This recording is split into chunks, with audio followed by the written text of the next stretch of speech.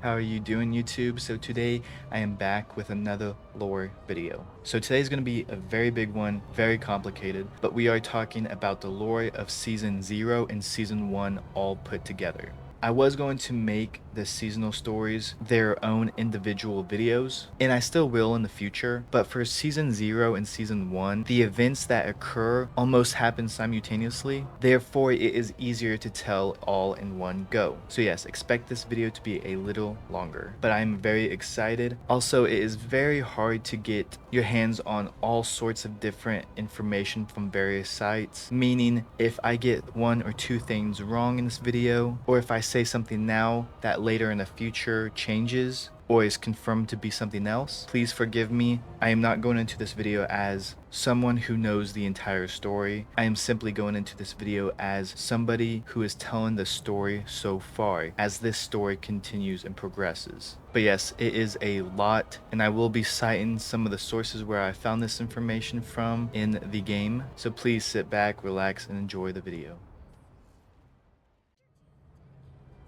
Premise. Basically, everything that happens in the overall story so far is because of Victor Von Doom, or Dr. Doom for short. Dr. Doom wanted to unify both magic and science. He was successful, yet what he did not know was a future version of him was doing the exact same thing. The power of science and magic had the power to control the multiverse. This eventually led to both Dooms encountering each other. Now they are both fighting each other while leaving behind a mess for the heroes to clean up. Their confrontation made the multiverse's time stream very fragile, even changing it. This is why we have unique concepts like the King Loki ruling Asgard, now known as Ixgard, Wakandans having a civilization in space, Earth being taken over by Hydra, etc. Galacta, who is Galactus' daughter, has stated that eventually the Dooms in their conflict will destroy everything. It should also be known, just as background information for now, that everything that they are doing, whether they know it or not, is benefiting Null. Now, to understand how both Dooms feel about each other, there is passages from the Book of Doom within the game's lore. If you go to the gallery and look at the chapter, Let There Be Rivals, here you can be able to read the passages. A passage from the Book of Doom, December 6th, 2024. As I always suspected, no one cares about true freedom. No one, save for Doom. For millennia, humanity has caged atoms in quantum fluctuations, bound celestial bodies in gravity's waves, and locked human genes at the pinnacle of evolution. Then we claimed freedom, the freedom to explore, to save, and to become gods. Yet we are loath to admit that we remain shackled by the eternity of time. So Doom forged the cage for time itself. In my hands, reality became nothing more than a set of building blocks, history a thread to be woven at will. But time, that mischievous child, outfoxed me in its play. Reluctantly, Doom must admit defeat. Time remains caged, yet it has found a way to reshape its prison. If it takes an entire world, or countless worlds, to shackle something, then does it not, in essence, hold its own infinite freedom? Perhaps Richards was right. This world does not belong to Doom after all. But for as long as I am able, I will make sure that it belongs to no one. Now, the previous passage that I had mentioned, that was written by present-day Doom. That is the Doom that currently lives in the year 2024. The next passage, if you don't read passively but read carefully, you will realize that this Doom is the future Doom from 2099 talking about the old Doom, or the Doom from the past. A passage from the Book of Doom, December 6th, 2099. Today, I write words that have never been written before. Victor Von Doom is a fool. No, I do not speak of myself. This Doom remains a genius, as he has ever been. For how else could he have lived to see and to conquer this future world? I speak of another Doom, one from a distant past and a distant reality, who became so brazen in his quest for power that he felt he could break the bonds of time itself. Perhaps he was unaware that I, too, was on the verge of unlocking the mysteries of the multiverse, but alas, his pathetic efforts have undone my own. And now, all realities are left to pay the price for his hubris. Our dueling experiments have ignited a chronal catastrophe, a wave of destruction energy cascading across the time stream, impacting every reality in unique ways. Some collapse, some combine, others simply disappear. I dub those remaining to be chronoverses, as is my right. A far wiser and more experienced Doom such as myself, could have become Time's master. Instead, thanks to this lesser Doom's meddling, I am left to clean up the mess left behind, like some cosmic custodian. The indignity. Such tasks are beneath Doom. Yet perhaps there is still hope that I can correct this grave miscalculation without staining my gauntlets. There are always so-called heroes in every dimension, and with the right motivation, they are easily manipulated into action. One Doom may have been a fool, but this one shall never be. Not when there are so many others eager to play the part. So basically, the old Doom wanted to control time and reality. In doing this, he messed things up, but not without the help of the 2099 Doom, because the present Doom and the 2099 Doom have done the exact same thing, leading to one another, and their conflict is what caused all the catastrophe. So, reading these passages, it seems that the 2099 Doom blames the present Doom, and vice versa. And so we kind of see into the mind of Doom, where he knows that these heroes will be showing up, yet he wants to manipulate them into cleaning up the present day Doom's mess. The beginning. The search for the Darkhold. So the story starts with Victor Von Doom having an encounter with Doctor Strange. Doom wants the Darkhold so that he can learn the curse that turns people into vampires. Interestingly enough, that is not what Doom is after. He doesn't want to make vampires, rather he just wants to learn how the curse works because he believes it'll help him control time. Strange, who has the Darkhold, refused to help. Shortly after, Doctor Strange and Doctor Doom get into a little battle, with Strange winning. As Doom retreats, he then enters the realm of the divine space that belongs to Khonshu. Doom then wants Khonshu to stop the moon over New York so that vampires would come out and Doom can conduct his vampire research.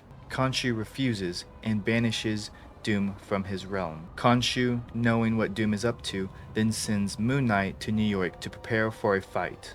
After sending Moon Knight to New York, Khonshu then goes to the astral plane to find the Darkhold himself. Previously, after the recent conflict with Doom, Strange then puts the Darkhold in a realm called the Astral Plane. This realm is meant to protect the Darkhold. Knowing the location, Khonshu then goes to the Astral Plane himself to find the Darkhold. It is around this time that Doctor Doom decides to take matters into his own hands, messing with science and magic, and then proceeding to meet his future self. The conflict happens, the time stream entanglement is created, and with that a new element is found. This is called Chronovium. Chronovium has the ability to enhance characters, people, etc. After the conflict and the birth of the time stream entanglement, present-day Doom then meets with Dracula. With this newfound element, Doctor Doom trusts Dracula to do part of his bidding. Doom then gives Chronovium to Dracula, enhancing Dracula, and this is around the time that Dracula moves to the Sanctum Sanctorum. So, in the game's lore, if you go to Season 1, and then go to the gallery and look at the Thicker Than Blood story, here's the conversation that you can read between Doom and Dracula. Tell me, why have you come here? You are a long way from Latveria. I have brought you a gift, from one king to another, a tribute befitting the lord of the vampires. A gift from Victor Von Doom. Ha, do you think me a fool? Another one of your era's pathetic supervillains whose loyalty can be purchased with mere baubles. I am Dracula. I have reigned over the night for centuries, and with that crystal, perhaps that reign could become permanent, as could the night itself. Ah, now you have piqued my curiosity, Masked One.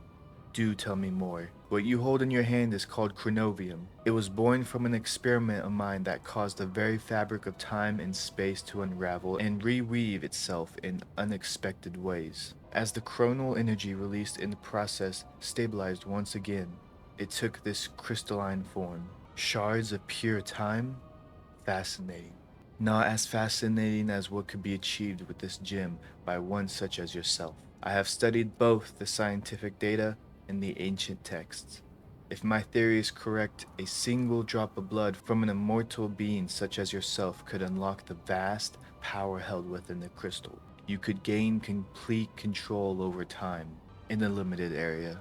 Imagine a modern metropolis locked in a state of unending darkness, becoming a permanent feeding ground for your minions. An empire of eternal night where you rule supreme. How lovely that would be if it were true. but I have never been given reason to trust your words before, Doom. Why would I begin now? Because we both have much to gain from this arrangement. If you were to choose New York City as your new domain, your legion of followers would keep the so-called heroes who dwell there fully occupied. It would allow us both the freedom to pursue our greater goals. What greater goal is there than eternal night? An existence where your people can walk in the daylight without any fear or harm. And with the proper spell pulled from the page of the Darkhold and enhanced by the power of this crystal, I believe that dream could become a reality. The vampiric verses. Indeed. I am not naive, Victor. There is something more you are not yet revealing to me. Doom never reveals all, but I promise you, on the soul of my mother, this is not an act of deception. What I have offered you will come to pass, should you choose it to. And all it takes is one drop of blood, you say. Just one drop. I do believe I can spare that much. After all, the streets of New York will be running red with it soon enough. So, going back a little bit, during roughly the same time as both Dooms created the Chronal Chaos, and around the same time Khonshu was going to look for the Darkhold, Strange feels the timeline entanglement coming, and with a split-second decision to save himself and countless others in the unforeseen future, he decides to lock himself away in his astral form. It's after this that Dracula creates the eternal darkness using a blood ritual, and moves into the Sanctum Sanctorum. After the Chronal Chaos, Strange's astral form got so departed from his physical form that he doesn't know where it is. It is among the chaos and the confusion of other forms of Strange in multiple realities or universes. So with that in mind, as for the time being, Strange is stuck in this alternate realm. In his astral form, he tries contacting multiple versions of the Sorcerer Supreme from different realities, but has no luck until he reaches a version of Wanda Maximoff, aka the Scarlet Witch, who's the Sorceress Supreme in her world. Strange updates Wanda what is going on, talking to her in her mind because he is in his astral form. He then explains he needs to get the Darkhold back from Khonshu before Khonshu does a spell killing all vampires and all their victims. And as of right now, we'll come back to more of Wanda and Strange later. So far, I hope you guys have enjoyed the story. I wanted to come here at the end to touch up on a couple of things. So as for the beginning intro of the video, I did have a plan set in mind. Unfortunately, that plan kind of fell through just because of the layout of how the story is told. So instead of telling the entire story in this video, I am going to break up each world / timeline in different videos. Each video will have callbacks or references to the other videos, so please be sure to be on the lookout and watch all the videos for it to all make sense. So in today's video, we pretty much covered the premise and the beginning of the entirety of the story. So majority of this takes place pre-entanglement or during the entanglement. In the next video, we will be going over all the different worlds / timelines that have been affected after the entanglement and what is going on. I will try my hardest to get these videos pumped out for you guys before season 2 drops, because with season 2, I believe we will get a new map, new lore, new location, just new everything. So yeah, that is how I will format these types of videos. I hope you guys like them. It makes the videos a little bit more shorter, so you get the story in a shorter time span, so hopefully it keeps you engaged and possibly you guys can remember and learn the story better rather than watching hour-long videos. So yeah, that is basically it for this video. Today we learned the premise and the beginning of the entirety of Marvel Rivals lore. I hope you guys enjoyed. Be on the lookout for more videos, and I'll see you guys in the next one.